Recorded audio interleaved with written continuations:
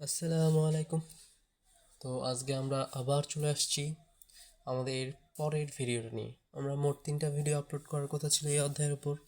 তো আমরা next video নিয়ে চলে আসছি। ওকে, তো আমাদের নেক্সট টপিক হচ্ছে দ্য ফ্লুইড। তোমার হচ্ছে মেমব্রেনের মধ্যে যে ফ্লুইডটা আছে, সরি সেলের মধ্যে ফ্লুইড যেটা আছে, তারপর সেলের বাইরে যে ফ্লুইডগুলো আছে এগুলো কীভাবে একে অপরের সাথে ইন্টারাক্ট করে কিংবা একে সেলের মধ্যে দিয়ে যাতায়াত করে, তারপর এগুলো নিয়ে আলোচনা করবো আজকে আমরা। ওকে, চলো শুরু করা যাক। যাইতে যেতে আরও বেশি জানতে পারবা। ওকে, শুরু করি।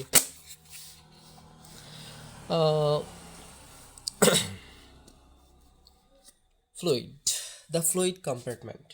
আগে আমরা এই কম্পার্টমেন্টটা সম্পর্কে পরিচিত হই। কম্পার্টমেন্ট কয়টা আছে, এই ফ্লুইডের জন্য কয়টা কম্পার্টমেন্ট আছে? আচ্ছা দেখো, আমরা যদি মেমব্রেনকে একটা দরজা হিসেবে কল্পনা করি, দরজার ওই পাশে একটা রুম আছে, দরজার এই পাশে একটা রুম আছে, মানে দুইটা রুমকে একটা দরজা দিয়ে কানেক্ট করা হয়েছে, অর্থাৎ একটা মেমব্রেনকে দিয়ে কানেক্ট করা হয়েছে। অর্থাৎ আমাদের এখানে দুইটা কম্পার্টমেন্ট আছে। ওকে, একটা হচ্ছে আমরা সামনে দেখব, আগে আমরা পড়ি একটু আগে। এখানে বলছে অ্যাবাউট 60%। কত percent? About 60% of adult human body কত পার্সেন্ট? 60% ইজ ফ্লুইড, কি? তরল। কি? তরল। Mainly a water solution of ion and other substance. এটা হচ্ছে মূলত পানি, যেটার সাথে দ্রবীভূত আছে আয়ন এবং অন্যান্য উপাদান। Okay, the total the total body fluid is distributed mainly between two compartment, মানে মূলত দুইটা কম্পার্টমেন্টের মধ্যে ভাগ করা যায় এই টোটাল বডি ফ্লুইডটাকে। ঠিক আছে, একটা হচ্ছে দ্য এক্সট্রা সেলুলার এবং আরেকটা হচ্ছে দ্য দ্য ইন্ট্রাসেলুলার ফ্লুইড। একটা হচ্ছে ইসিএফ, একটা হচ্ছে আইসিএফ। ওকে, এখন দেখো এখানে বলছে there is another small compartment. আরেকটা ছোট্ট একটা কম্পার্টমেন্ট আছে ফ্লুইডের জন্য। দ্যাট ইজ রেফার্ড, যেটা হচ্ছে রেফার করে টু অ্যাজ ট্রান্সসেলুলার ফ্লুইড, যেটার নাম হচ্ছে ট্রান্সসেলুলার ফ্লুইড, TRANS, ট্রান্সসেলুলার ফ্লুইড। ওকে, এখানে বলছে this compartment include fluid in the synovial fluid, তারপরে হচ্ছে পেরিকার্ডিয়াল ফ্লুইড। ঠিক আছে, ইন্ট্রো ইন্ট্রো সেলুলার ইন্ট্রোসেলুলার স্পেস, ইন্ট্রোসেলুলার স্পেসে যে ফ্লুইডটা থাকে সেটা, তারপরে হচ্ছে কি সেরিব্রো স্পাইনাল ফ্লুইড। মোট কয়টা ফ্লুইড? একটা, দুইটা, তিনটা, চারটা। একটা স্পাইনাল, পেরিকার্ডিয়াল। ওকে, আর এটা হচ্ছে intro cellular ইন্ট্রোসেলার ইন্ট্রোসেলার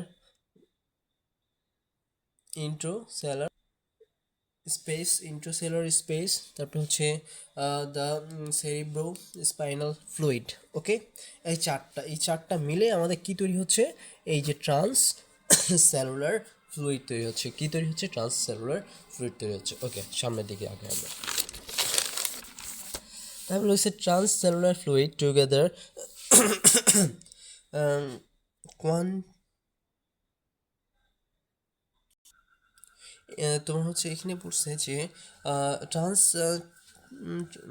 ট্রান্সসেলুলার fluids together constitute about 2 litre.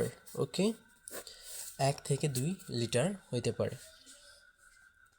এখন আমাদের এটা হচ্ছে পরীক্ষার জন্য খুবই গুরুত্বপূর্ণ। ঠিক আছে, আমাদের পরীক্ষার জন্য এটা খুবই গুরুত্বপূর্ণ এই অংশটা। আমরা ভালো করে দেখবো এটা। শুরু করা যাক। এখানে বলছে ECF versus ICF, the extracellular fluid versus the intercellular fluid. আচ্ছা দেখো, এক্সট্রাসেলুলার ফ্লুইডে কি বলছে? Extracellular fluid is the fluid found outside the cell, outside the cell, aiding the functioning of the of a particular tissue. এটা একটা particular টিস্যুতে function করে, ঠিক আছে? এইখানে কি বলছে? Intercellular fluid is a fluid inside the cell membrane containing dissolved ion and other components. এটা হচ্ছে এর মধ্যে হচ্ছে ডিজলভ থাকে। কি ডিজলভ থাকে? আয়ন ডিজলভ থাকে এবং আদার কম্পোনেন্টস যেগুলো উপাদান আছে সেগুলো ডিজলভ থাকে। তারপর কি লিখছে?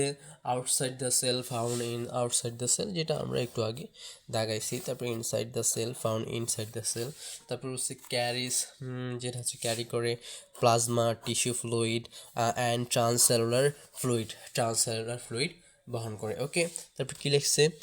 ক্যারিজ সাইটোসল শেষ। তারপরে কি আছে? তারপরে আছে দ্য কনসেন্ট্রেশন অফ সোডিয়ামের কনসেন্ট্রেশন, এটা হচ্ছে হাই। সোডিয়াম কি? হাই। এবং দ্য কনসেন্ট্রেশন অফ পটাশিয়াম আয়নের কনসেন্ট্রেশন কি? লো। পটাশিয়াম হচ্ছে লো আর সোডিয়াম হচ্ছে হাই। এখানে কি বলছে? ইন্টারসেলুলার ক্ষেত্রে বলতেছে যে সোডিয়াম আয়ন ইজ লো, সোডিয়াম আয়নটাই হচ্ছে কম এবং পটাশিয়াম আয়নটা হচ্ছে বেশি। আচ্ছা, তারপরটাতে কি বলছে? কম্পেয়ার্স 45% অফ বডি ওয়াটার, মানে তোমার যে বডি ওয়াটার যে আছে, আমাদের যে 60% ওয়াটার ছিল না, এই 60%কে যদি আমরা 100% ধরি, এই 100%-এর মধ্যে 45%ই হবে। এইটাকে যদি আমরা 100% নেই ধরি, এই 100%-এর মধ্যেই 45% হবে কি? 45% হবে তোমার হচ্ছে extra cellular fluid of body water. আর তোমার হচ্ছে কম্পেয়ার্স 55% অফ বডি ফ্লুইড। এই যে তোমার 100% বাদ দিয়ে যে 55% আছে, 45% বাদ দিয়ে 55 মানে 55% আছে, সেটা হচ্ছে তোমার intercellular fluid. Okay, I think তোমরা বুঝতে পারছো। এখন দেখো কি বলছে? Compares, okay, 27% of total body weight.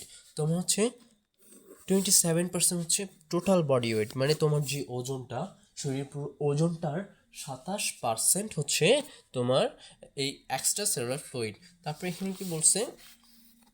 Compares 33% of 33%, কত percent? 33% of total body weight, 33%। ওকে, আচ্ছা, 33 প্লাস 27 কত আসতেছে এখানে? 10, আর এখানে 60। আমাদের টোটাল বডি ফ্লুইড কত হচ্ছে? 60%। এই দুটাকে কম্পেয়ার করে দিচ্ছে। ওকে, তারপরে এখন দেখো এখানে মনে রাখার সুবিধার্থে 5533। ওকে, আচ্ছা, এই 33 কার মধ্যে থেকে? তোমার 60% যে টোটাল বডি ওয়েট, ওইখান থেকে আমরা 33 যদি 60 থেকে বাদ দিই তাহলে কত পাবো? 27%। ওকে, আচ্ছা, এখানে 55% আছে, 100 থেকে আমরা বাদ দেবো। এখানে 100 থেকে বাদ দিলে কত পার্সেন্ট পাবো? 35%। ওকে, সোজা, একেবারে সোজা বের করা। এখন দেখো আমরা আসল জায়গায় চলে আসছি, এটা হচ্ছে আমাদের মেইন টপিক। ওকে, এখন বলছে মেমব্রেন ট্রান্সপোর্ট। আচ্ছা, মেমব্রেন ট্রান্সপোর্টকে আমরা সাধারণতভাবে ভাগ করতে পারি অ্যাক্টিভ ট্রান্সপোর্ট, প্যাসিভ ট্রান্সপোর্ট। আচ্ছা, আমরা এগুলো সম্পর্কে মানে তোমার হচ্ছে ক্যাজুয়ালি যেভাবে পড়াশোনা করে সেভাবে পড়াশোনা করব। আগে আমরা ইন ডিটেলসে পড়াশোনা করি, ঠিক আছে? মানে ভেতরে কী আছে আগে সেটা জানার চেষ্টা করি। আমরা ভেতরটা জানতে পারলে বাইরেরটা এমনিতেই জানতে পারবো। আমাদের পরীক্ষায় শুধু বাইরেরগুলো লাগবে, ভেতরেরগুলো লাগবে না, কিন্তু ভেতরেরগুলো জানা আমাদের প্রয়োজন। ওকে, আমরা আগে ভেতরেরগুলো জানি। এখানে বলছে মেমব্রেন ট্রান্সপোর্ট। আচ্ছা, মেমব্রেন ট্রান্সপোর্টকে মূলত দুই ভাগে ভাগ করছে। একটা হচ্ছে ম্যাক্রোমলিকিউল আর একটা হচ্ছে মাইক্রোমলিকিউল হিসেবে। একটা হচ্ছে বড় আর একটা হচ্ছে ছোট। ছোট মানে তোমার ছোট ছোট কণা আর একটা হচ্ছে বড় কণা, এটা। আচ্ছা, এই যে ম্যাক্রো বলছে, এই ম্যাক্রো মলিকিউলকে আবার দুই ভাগে ভাগ করছে। একটা হচ্ছে এক্সো এক্সো আর একটা হচ্ছে অ্যান্ডো। আচ্ছা, এক্সোসাইটোসিস, অ্যান্ডোসাইটোসিস। আচ্ছা, exo exo exo exo exo অর্থ কি বলতে পারবা? এক্সো অর্থ বাইরে, বাইরে। আর অ্যান্ডো অর্থ কি বলতে পারবা? অ্যান্ডো অর্থ ভেতরে। আচ্ছা, এখন আমি বলতে পারি যে অ্যান্ডোসাইটোসিস অর্থাৎ ভেতরে যে সাইটোসিসটা হয় এইটাকে আবার তিন ভাগে ভাগ করছে। একটাকে বলছে পিনোসাইটোসিস, একটাকে কি বলছে? পিনোসাইটোসিস। ঠিক আছে, এটাকে বলতে পারো ড্রিঙ্কিং ওয়াটার।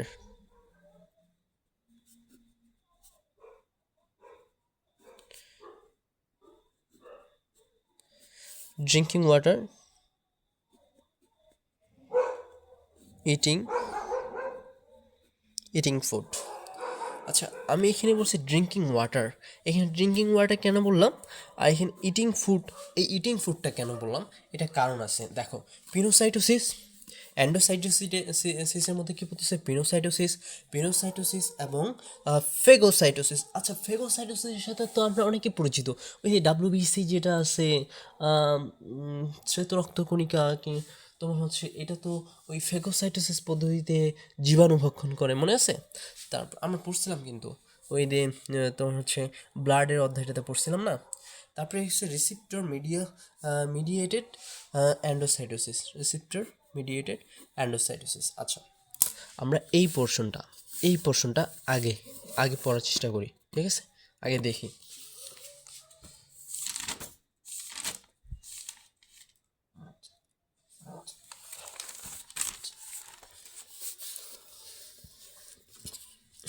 চলে আসছি এটা না?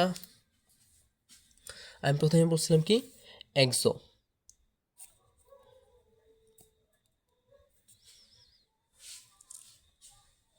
বাইরে যে সাইটোসিসটা হবে। আচ্ছা, ধরো আমাদের কোষের মধ্যে একটা ভেসিকল আছে, ওকে? ওই ভেসিকল, ধরো একটা বল আছে, বল সাম সামটাইম, মানে তোমার বলের মতো একটা যে কিছু আছে, ওই বলের মধ্যে ধরো পানি আছে।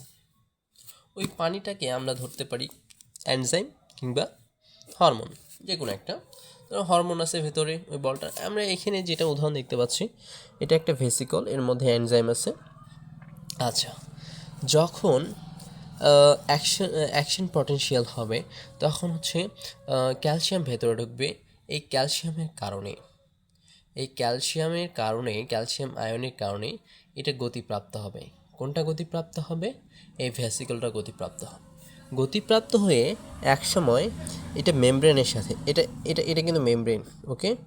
এটা কিন্তু মেমব্রেন।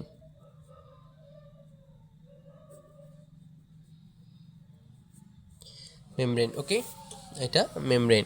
এই মেমব্রেনের সাথে লাগে যাবে, একসময় এটা ফেটে বাইরে এনজাইমটা বের হয়ে আসবে। এটাকে বলা হচ্ছে এক্সোসাইটোসিস। বাইরে বের করে দিচ্ছে, এক্সোসাইটোসিস, বাইরে। ওকে, আই থিঙ্ক তোমরা বুঝতে পারছো। তারপরে দেখো অ্যান্ডোসাইটোসিসে কি বলছে? অ্যান্ডোসাইটোসিস, দেখো পিনোসাইটোসিস আগে দেখি। পিনোসাইটোসিস সেল ড্রিঙ্কিং, ওই ড্রিঙ্কিং ওয়াটার বলছিলাম না, সেল ড্রিঙ্কিং, এখানে বলছে সেল ড্রিঙ্কিং। আচ্ছা, ধরো একটা সারফেস আছে, এই সারফেসের উপর পানি আছে, ওকে? এখন এই যে আমি এটা বাঁকা করলাম, আর একটু বাঁকা করলাম, একটু বাঁকা করে এরকম করে ফেলছি, এর মধ্যে কিন্তু পানি আছে, এর মধ্যে পানি আছে।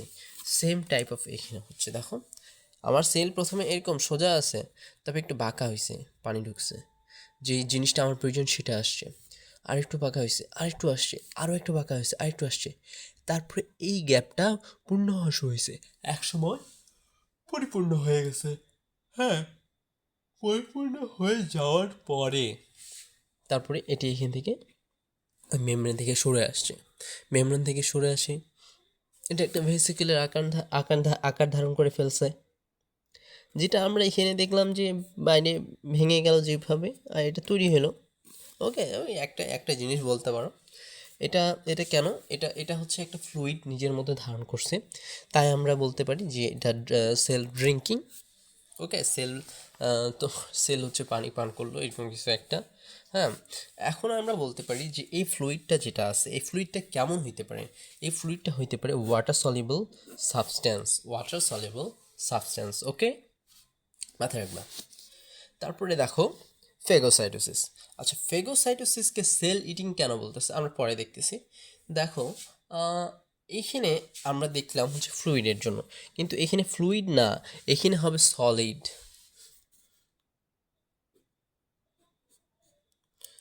সলিড, ঠিক আছে, সলিড, এখানে হবে সলিড।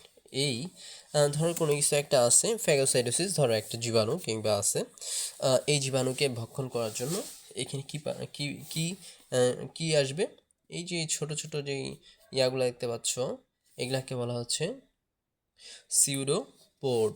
সিউডোপোড, এই যে সিউডোপোড দিয়ে একে চারপাশে ঘিরে ফেলা হচ্ছে। একসময় ঘিরে ফেলার পরে এটাকে কোষের মধ্যে টানে নেওয়া হবে, কোষের মধ্যে টানে নেওয়া হবে। ওকে,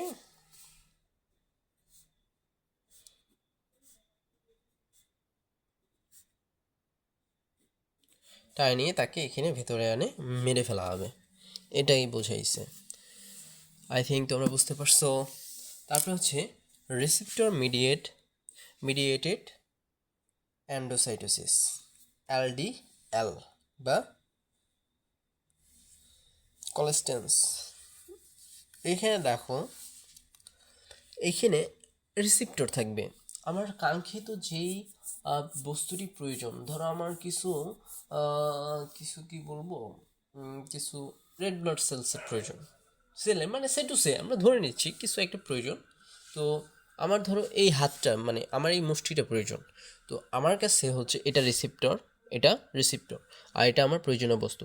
এই যে আমি ধরছি, এই যে আমি ধরছি, ঠিক আছে। এই রিসিপ্টরটা আছে কার সাথে, এই মেমব্রেনের সাথে লাগানো আছে, এই রিসিপ্টরটা মেমব্রেনের সাথে লাগানো আছে, আমি এই বস্তুটা ধরছি। এখন কি করবে, এই মেমব্রেনের এইখানে এগুলাতে প্রোটিন থাকবে, এক ধরনের প্রোটিন থাকবে। এই প্রোটিনগুলো এই মেমব্রেনটাকে নিচের দিকে টানা শুরু করবে, নিচের দিকে টানা শুরু করবে। তখন এই রিসিপ্টর সহ নিচের দিকে চলে আসবে, নিচের দিকে চলে আসবে। আস্তে আস্তে একসময় অনেক নিচে চলে আসবে, তখন এই মেমব্রেনটা তাদের জায়গা পূর্ণ করা শুরু করবে, একসময় পূর্ণ করে এইটাকে একেবারে নিজের মধ্যে নিয়ে চলে আসবে। ওকে, মানে মানে সেম কাইন্ড অফ তোমার ফেগোসাইটোসিস, কিন্তু এখানে রিসিপ্টর ব্যবহার করছে, সেই জন্য এর নাম হয়ে গেছে রিসিপ্টর মিডিয়েটেড অ্যান্ডোসাইটোসিস, ফেগোসাইটোসিস, কাইন্ড অফ ফেগোসাইটোসিস। ওকে, ওকে, এটা ক্লিয়ার, আমরা বুঝছি। কোনো প্রশ্ন? মনে হয় না কোনো প্রশ্ন আছে, যাই হোক থাকলেও বাকি। তারপর তারপর পার্টে আসি। এখন দেখো আমরা হচ্ছে এই পার্টে আসলাম। এই পার্টে কি, এই পার্টে হচ্ছে আমাদের মাইক্রোমলিকুল। মাইক্রোমলিকুলকে দুই ভাগে ভাগ করছে, একটা হচ্ছে অ্যাক্টিভ আর একটা হচ্ছে প্যাসিভ। আচ্ছা, তোমাদের কাছে আমার একটা প্রশ্ন আছে, অ্যাক্টিভ আর প্যাসিভ,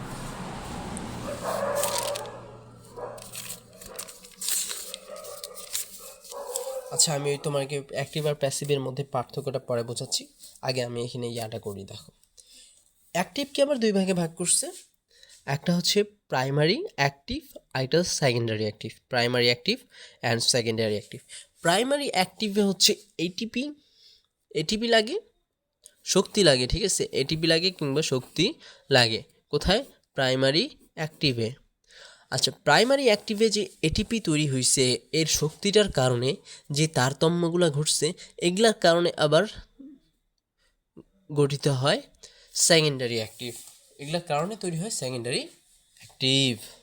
ওকে, আচ্ছা, সেকেন্ডারি অ্যাক্টিভকে আবার দুই ভাগে ভাগ করছে। কয় ভাগে ভাগ করছে? দুই ভাগে। একটা হচ্ছে কোট্রান্স আর হচ্ছে counter trans. Okay, cotrans, counter trans, cotrans, counter trans, cotrans, counter trans. Okay, তারপরে দেখো প্যাসিভ। প্যাসিভকে ভাগ করছে দুই ভাগে, একটাকে ভাগ করছে ডিফিউশন, আরেকটাকে osmosis. Osmosis one kind of diffusion, but osmosis is the diffusion of water molecule. Okay, I think বুঝতে পারছো। তারপরে হচ্ছে ডিফিউশনকে আবার দুই ভাগে ভাগ করছে। একটা হচ্ছে সিম্পল, যেটা হচ্ছে ফ্যাট সলিউবল সিম্পল, আরেকটা হচ্ছে ফিল্ট্রেট, যেটা হচ্ছে ওয়াটার সলিউবল কিংবা আয়নের জন্য। আমি এগুলো পরে তোমাদেরকে বিস্তারিত বলতেছি, তোমরা শুধু দেখো আমি কী কী করতেছে। ওকে, তারপরে দেখো পরেরটাতে আমরা যাই। এই যে আমি অ্যাক্টিভ আর প্যাসিভের মধ্যে তোমার পার্থক্য বোঝাচ্ছি। আচ্ছা, আমরা ধরো একটা নিচ, এটা লো, নিচে আসছি একটা পাহাড়ের, আমরা উপরে উঠবো, আমাদেরকে কি বেশি শক্তি দিতে হবে না? আমরা শক্তি, আমাদের মাধ্যাকর্ষণ বলের বিরুদ্ধে শক্তি দিয়ে তারপর উপরে উঠতেছি, তাই না? এখানে আমরা শক্তি ইউজ করতেছি, কি ইউজ করতেছি? এটিপি, অর্থাৎ এটা হচ্ছে অ্যাক্টিভ। আর যখন ধরো উপরে গেলাম, উপরে একটা বল ছাড়ে দিলাম, নিচে এমনি এমনি গড়ায় পড়তেছে, এটা পেসিভ। এখানে এটিপি ইউজ হয়নি, এটা passive. Okay, high to low, low to high, high to low, low to high, low to high, এটা কি?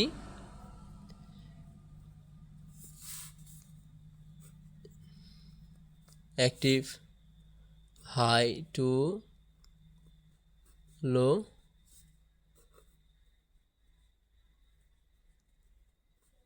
পেসিভ। ওকে, তবে দেখা যাক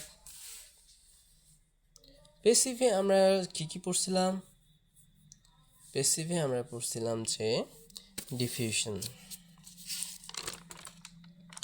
ডিফিউশন পড়ছিলাম না? দেখো তো, এই যে ডিফিউশন অ্যান্ড অসমোসিস।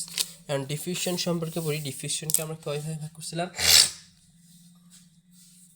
ডিফিউশনকে ভাগ করছি দুই ভাগে, আর সিম্পল ডিফিউশন, আর একটা হচ্ছে ফ্যাসিলিটেড ডিফিউশন। আচ্ছা, সিম্পল ডিফিউশনে আমরা কি বলছিলাম? Lipid soluble. আচ্ছা, সিম্পল ডিফিউশনে আচ্ছা আমাদের মেমব্রেনটা কী দিয়ে তৈরি? লিপিড দিয়ে তৈরি, লিপিড বাইলেয়ার দিয়ে তৈরি। আচ্ছা, কোনো লিপিড সলিউবল সাবস্টেন্স যদি থাকে, সেগুলো এই মেমব্রেন দিয়ে সহজেই পার হইতে পারবে, কোনো ভেজালের প্রয়োজন পড়বে না। যেমন অক্সিজেন এবং কার্বন ডাইঅক্সাইড তোমার লিপিড সলিউবল, সরাসরি আদান প্রদান হচ্ছে, সরাসরি যাচ্ছে বের হচ্ছে, এটা হচ্ছে সাধারণ একটা বিষয়। আচ্ছা, ডিফিউশনের যদি আমরা সংজ্ঞা দিই, এটা হচ্ছে উচ্চ, কারণ এটা হচ্ছে পেসিভ। পেসিভ, হাই টু লো। আমরা বলতে পারি যে হাই কনসেন্ট্রেশন এরিয়া থেকে লো কনসেন্ট্রেশন এরিয়ায় কোনো পদার্থকে আসাকে, কোনো পদার্থের আশাকে বলা হচ্ছে ডিফিউশন। ওকে, আই থিঙ্ক তোমরা বুঝতে পারছো। এখন দেখো ফ্যাসিলিটেড ডিফিউশন। আচ্ছা, ফ্যাসিলিটেড ডিফিউশন কখন বলা হচ্ছে, কখন হয়? আচ্ছা, যখন আমাদের সলিউবল তোমার হচ্ছে লিপিড সলিউবল থাকে না, যেগুলো হচ্ছে ওয়াটার সলিউবল যে জিনিসগুলো আছে কিংবা আয়নগুলো আছে, সেগুলোর জন্য। এখানে হচ্ছে একটা জিনিস দেখতে পাচ্ছ, একটা রড আকৃতি। এটা হচ্ছে এই মেমব্রেনটা আছে না, প্রোটিন বাইলেয়ার আছে না, এটাকে মানে সম্পূর্ণটা হচ্ছে গ্রিপ করছে, মানে ভেদ করছে। এটা একটা প্রোটিন। এই প্রোটিনটা ভেদ করার কারণে এটাকে বলা হচ্ছে ইন্টিগ্রাল প্রোটিন। কি বলা হচ্ছে? ইন্টিগ্রাল প্রোটিন, কিংবা আমরা এটাকে বলতে পারি ট্রান্সপোর্ট প্রোটিন। কারণ এর মধ্যে দিয়ে আমাদের ওয়াটার সলিউবল যে সাবস্টেন্সগুলো আছে কিংবা আয়নগুলো আছে, এগুলো ভেতরে প্রবেশ করবে। কি ভেতরে প্রবেশ করবে? সেলের। ওকে, আচ্ছা, এই যে আমাদের তোমার ট্রান্সপোর্ট প্রোটিনগুলো আছে, এগুলোর মধ্যে দুই ভাগে ভাগ করছে। একটা হচ্ছে চ্যানেল প্রোটিন, চ্যানেল প্রোটিন, আরেকটা হচ্ছে ক্যারিয়ার প্রোটিন। চ্যানেল প্রোটিনকে আবার তিন ভাগে ভাগ করছে। একটা হচ্ছে ইন্টিগ্রাল, আরেকটা হচ্ছে ভোল্টেজ গেটেড ট্রান্সপোর্ট প্রোটিন, আর একটা হচ্ছে লাইগ্যান্ড গেটেড। ওকে, আচ্ছা, ইন্টিগ্রাল কি? সরাসরি কোনো ভেজাল নেই, আসো যাও, আসো যাও। আর ভোল্টেজ গেটেড ট্রান্সপোর্ট প্রোটিনে কি বলছে? এখানে একটা তোমার হচ্ছে একটা গেট আছে, এই গেটটাকে সরানোর জন্য মিনিমাম মাইনাস 90 মিলিভোল্ট ভোল্টেজ দিতে হবে। দেন হচ্ছে এই তোমার কালো দরজাটা খুলবে, তখন কোনো কিছু প্রবেশ করতে পারবে, সোডিয়াম, অ্যামোনিয়াম, তারপর হচ্ছে সোডিয়াম, পটাশিয়াম, ইউরেট আয়ন, এগুলা, গ্লুকোজ, এগুলা প্রবেশ করতে পারবে। ওকে, তারপর লাইগ্যান্ডে হচ্ছে ওই দিয়ে তোমার হচ্ছে বলছিলাম না রিসিপ্টর থাকে, এখানেও একটা রিসিপ্টর থাকে। এই রিসিপ্টরের জন্য এখানে তোমার হচ্ছে এই রিসিপ্টরের দ্বারা তোমার হচ্ছে সেলের মধ্যে প্রবেশ, আদান প্রদান চলে জিনিসের। ওকে, এটা হচ্ছে চ্যানেল প্রোটিন। এই প্রোটিনগুলোকে দুই ভাগে ভাগ করছে। ওকে, এটা চ্যানেল প্রোটিন গেল। অ্যান্ড এটা হচ্ছে ক্যারিয়ার প্রোটিন। ক্যারিয়ার প্রোটিনে কি, আচ্ছা ক্যারিয়ার প্রোটিন আমি এটা উদাহরণ দিতে পারি যে কি উদাহরণ দেওয়া যায়, ক্যারিয়ার প্রোটিন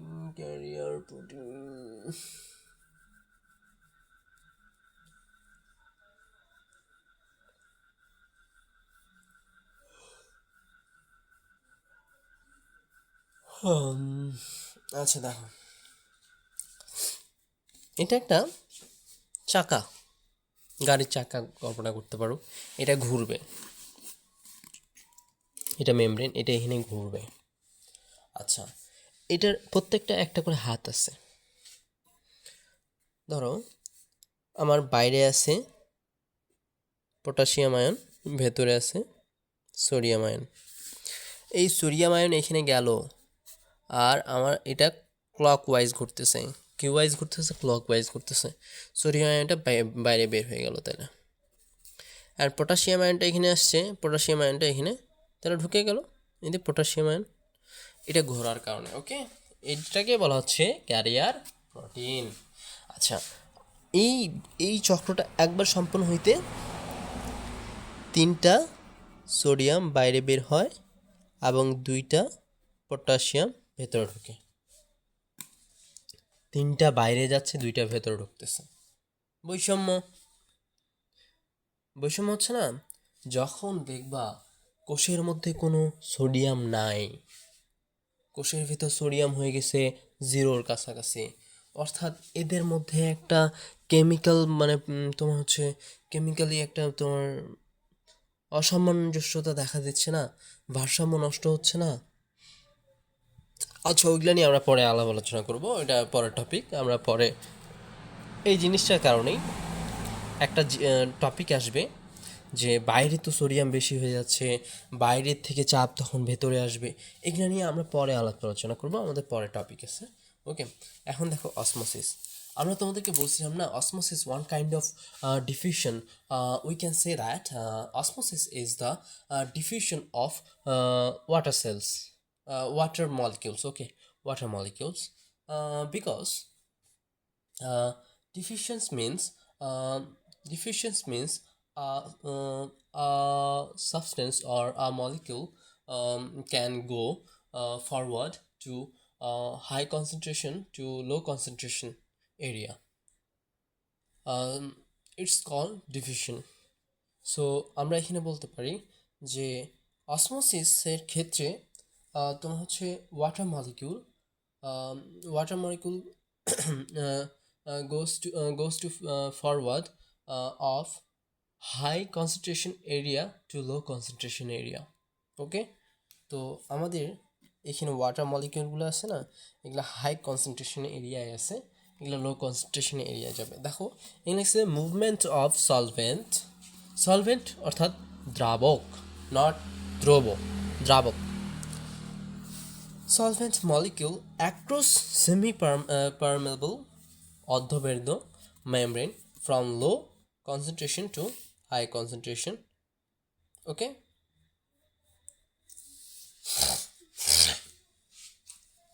আচ্ছা,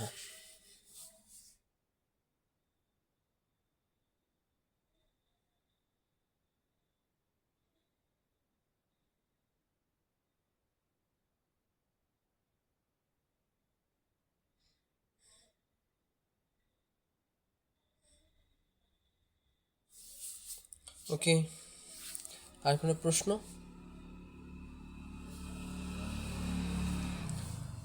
তারপরটাতে আমরা জায়গায় এখন আসলে অ্যাক্টিভে, আমরা অ্যাক্টিভকে কয় ভাগে ভাগ করছিলাম? অ্যাক্টিভকে ভাগ করছিলাম দুই ভাগে, একটা প্রাইমারি একটা হচ্ছে সেকেন্ডারি ব্রো, একটা হচ্ছে প্রাইমারি একটা সেকেন্ডারি। ওকে, এখন প্রাইমারিতে যদি আমরা দেখি, দেখো আমরা একটু আগে ওই যে চাকাটা নিয়ে আলাপ আলোচনা করলাম না, এই যে দুইটা ভেতরে তিনটা বাইরে যাচ্ছে, দুইটা ভেতরে ঢুকতেছে, এটার কারণে, এটা হচ্ছে কার কারণে জানো? এখানে একটা তোমার হচ্ছে এনজাইম থাকে। কি থাকে? এনজাইম। এই এই এই চাকাটার এখানে একটা এনজাইম থাকে, এই এনজাইমটাকে বলা হচ্ছে এটিপিএস। এটিপিএস এর কারণে এই চাকাটা শক্তি পায়, যেটার কারণে এই চাকাটা ঘুরে, যেটার কারণে এই চাকাটা ঘুরে। তো তখন হচ্ছে সোডিয়াম বাইরে বের হয়, পটাশিয়াম ভেতরে ঢুকে এই চাকার কারণ, যেটা আমরা ব্যাখ্যা করছি। ওকে, তো এটা হচ্ছে সোডিয়াম পটাশিয়াম পাম্প, এটাকে বলা হচ্ছে সোডিয়াম পটাশিয়াম পাম্প। এই পাম্পটাই যদি ক্যালসিয়ামের হইতো তাহলে আমরা এটাকে বলতাম ক্যালসিয়াম পাম্প, ক্যালসিয়াম পাম্প। ওকে, সাধারণ একটা বিষয়। এটিপি ভাঙে কি তৈরি হয়? এডিনোসিন ডাইফসফেট, আর এটা হচ্ছে এডিনোসিন ট্রাইফসফেট ছিল, এটা তৈরি হলো এডিনোসিন ডাইফসফেট, এবং এখনো ফসফেট তৈরি হবে, এবং তোমার হচ্ছে তার সাথে তৈরি হবে এনার্জি। ওকে, শক্তি। প্রাইমারি গেল, এখন আসো সেকেন্ডারিতে। সেকেন্ডারিতে কি বলছে যে এই যে এটিপিএস এনজাইমের কারণে এটা ঘুরতেছে, ঘোরার কারণে বাইরে হচ্ছে তিনটা যাচ্ছে কি সোডিয়াম, ভেতর থেকে ভেতরে আসতেছে পটাশিয়াম একটা। এখন আমি তোমাকে বলি, পটাশিয়াম পটাশিয়াম কিন্তু খুব দ্রুতভাবে এই মেমব্রেন যেটা আছে, অর্ধবেদ্য পর্দা যেটা আছে, এটা সহজে বের হয়ে যেতে পারে, সহজেই বের হয়ে যেতে পারে। কি হইতে পারে? সহজেই বের হয়ে যেতে পারে। আচ্ছা, আমার কোষের ভেতরে সোডিয়ামের পরিমাণ কি আছে? সে টু সে বাইরে বেশি আছে সোডিয়ামের পরিমাণ এবং ভেতরে কম আছে। এটা একটা ভারসাম্য রক্ষা করতেছে কি? দেখো দেখি, করতেছে না। এটা ভারসাম্য রক্ষা করতেছে না। এই যে কোনো কিছুর বৈষম্য, কোনো কিছু অসামঞ্জস্যপূর্ণ, এইটাকে বলা হচ্ছে গ্রেডিয়েন্ট। এটাকেই বলা হচ্ছে গ্রেডিয়েন্ট। এখানে কিসের গ্রেডিয়েন্ট? কনসেন্ট্রেশন গ্রেডিয়েন্ট, মানে তোমার হচ্ছে কনসেন্ট্রেশনের গ্রেডিয়েন্ট চলে আসছে। ওকে, এই গ্রেডিয়েন্টের কারণে সোডিয়াম ভেতরে ঢুকবে, সোডিয়াম কি হবে? ভেতরে আসতে চাবে। ওকে, আচ্ছা, এই সোডিয়াম ভেতরে আসবে কিভাবে? কিভাবে আসবে? আসবে, এর আসার পথ আছে তিনটা। এই দেখো, ট্রান্স, আমরা বলছিলাম না দুই ভাগে ভাগ করছে, ট্রান্স আর কাউন্টার ট্রান্স। এই ট্রান্সকে আবার দুই ভাগে ভাগ করছে, একটা হচ্ছে সোডিয়াম গ্লুকোজ ট্রান্স, একটা হচ্ছে সোডিয়াম অ্যামিনো অ্যাসিড ট্রান্স। আচ্ছা, যখন সোডিয়াম ভেতরে আসবে, এই যে ধরো একটা একটা ক্যারিয়ার প্রোটিন আছে, ক্যারিয়ার প্রোটিনের দুইটা ক্যারিয়ার বাহক আছে, এই দুইটাতে একসাথে দুইটা প্রোটিন তোমার হচ্ছে একসাথে তোমার হচ্ছে একটা সোডিয়াম যাইতে হবে। এই সোডিয়ামকে ভেতরে পাঠানোর জন্য লাগবে কি? একটা গ্লুকোজ, সাথে লাগবে কি? একটা গ্লুকোজ।